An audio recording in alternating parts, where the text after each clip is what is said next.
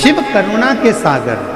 कार्तिक के महीने में 10वीं तिथि को जो तुलसी की डंडी को घी में भिगोकर अपनी कामना कर कर भगवान के सामने दिए में रखकर जला देता है, दिए की तरह उससे आरती उतार देता है, कहते हैं उसका जन्म दूसरी बार पृथ्वी पर नहीं होता, वो भगवान के गोलोक धाम में जिंदगी भर के लिए विराजमान हो जाता है। जिंदगी भर के मात्र 10वीं की तिथि के लिए, केवल 10वीं। चिड़चिड़ करता है, क्रोध करता है, गुस्सा करता है, तो महाराज शंकर भगवान का श्रंभेश्वर महादेव का नाम लेकर 31 बेलपत्र, जिस व्यक्ति को क्रोध आता है उस व्यक्ति का स्मरण कर कर आखा चावल मतलब सेगे चावल के साथ एक एक बेलपत्र 31 बेलपत्र कर कर शिव जी के शिवलिंग पर समर्पित करी जाती है, मात्र 10वीं की तिथि के लिए। केवल 10वीं, चाहे उजाला की हो चाहे अंधेरे की। कौन से महादेव का नाम लेना है? श्रंभेश्वर महादेव, शिव जी का एक। मां जगत जननी की जब सूचना मिली कि पार्वती जी का प्रागट्य हो गया, माता पार्वती प्रकट हो गई। सती माता का भजन, सती माता ने जो शिव की स्तुति करी, शंकर जी पर जो भरोसा करा, जो विश्वास माता सती ने जो भगवान शंकर पर करा, उसका फल यह निकला कि मां पार्वती के रूप में सती का अवतरण। जब आप शंकर जी का जल पीते हो, शिव जी पे चढ़े हुए जल को पीते हो, श्री शिवाय नमस्तुभ्यम कहते हो, जब शंकर का नाम लेते हो, शिव महापुराण की कथा सुनते हो, तो आपके भीतर एक करंट उत्पन्न हो जाता है और वो करंट दुनिया का कोई व्यक्ति तुम्हारा बुरा नहीं कर सकता, तुम्हें छू नहीं सकता।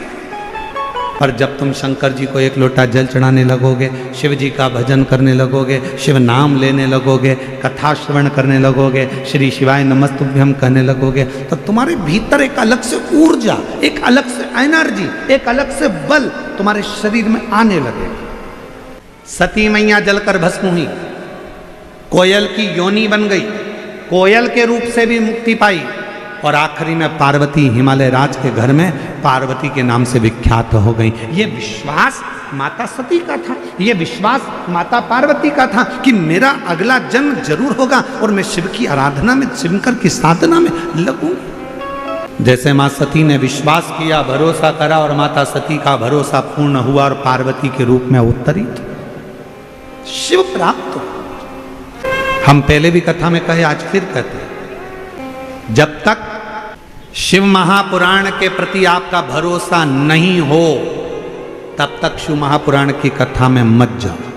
तुम्हारा दिल कह दे कि मैं कथा सुनने बैठूंगी और मेरा यह काम होगा, तो समझ लेना वो काम होकर ही रहेगा। आपका यदि भरोसा कहता है कि आप शिव मेरा यह कार्य पूर्ण करेंगे तो शंकर करेंगे, आपका भरोसा कहता है कि शिव सुनेंगे तो सुनेंगे, आपका भरोसा कहता है कि शिव मुझे मिलेंगे तो मिलेंगे, और यदि आपका भरोसा ही नहीं है, जा रही हूँ, पड़ोसन जा रही है तो मैं भी जाकर बैठ जाऊंगी, कथा सुन लूंगी, मन ही नहीं है, विश्वास नहीं है, तो निवेदन है, भीड़ बढ़ाने बिल्कुल मत आओ। भीड़ बढ़ाने के लिए शिव पुराण की कथा नहीं है। महापुराण की कथा कभी भीड़ बढ़ाने का काम नहीं करती। शिव महापुराण की कथा विश्वास बढ़ाने का काम करती है, मन में शिव को बिठाने का काम करती है। मां जगत जननी जगदम्बा अम्बा पार्वती का प्रागट्य हिमालय राज की नगरी में आनंद समाहित हो रहा। सूचना मिल गई भगवान देवाधिदेव महादेव को कि पार्वती जी का प्रागट्य हुआ।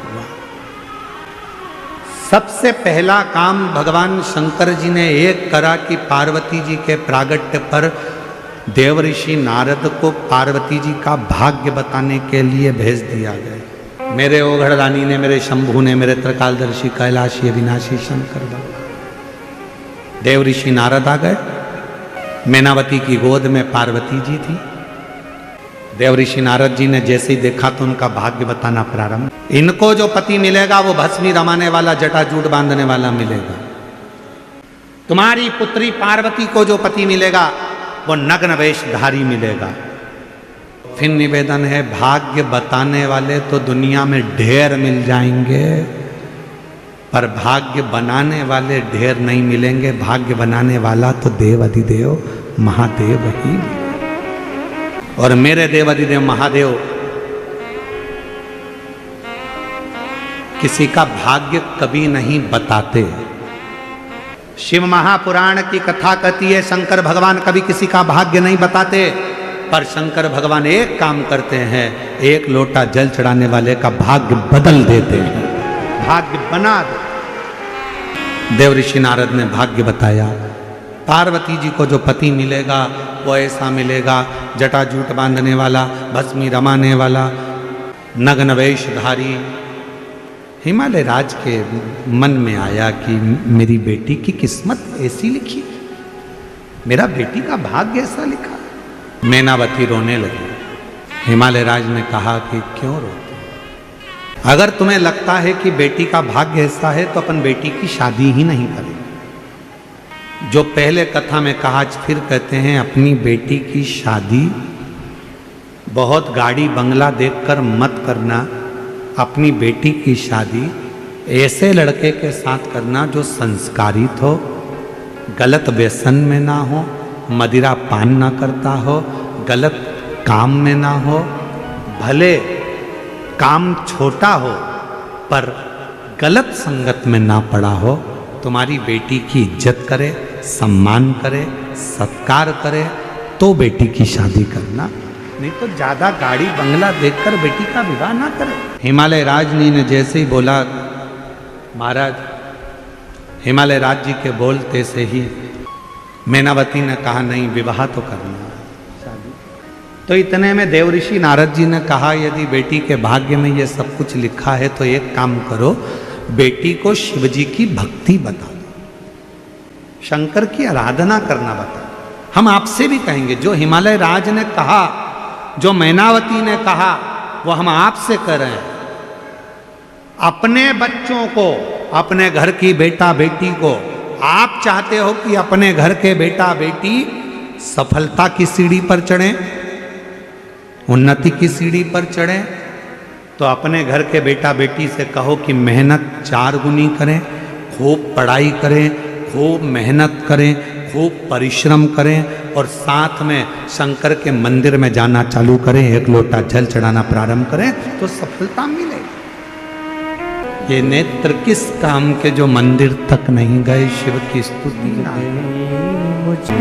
ये नयन किस काम के जो शिव का दर्शन ही ना करें, ये हाथ किस काम के जो शंकर को जल ना चढ़ा सके। देव ऋषि नारद ने कहा, पार्वती जी से कह दो शिव जी की आराधना। इतनी भक्ति मां पार्वती जी करती हैं कि शिव उनकी परीक्षा लेने के लिए जाते हैं।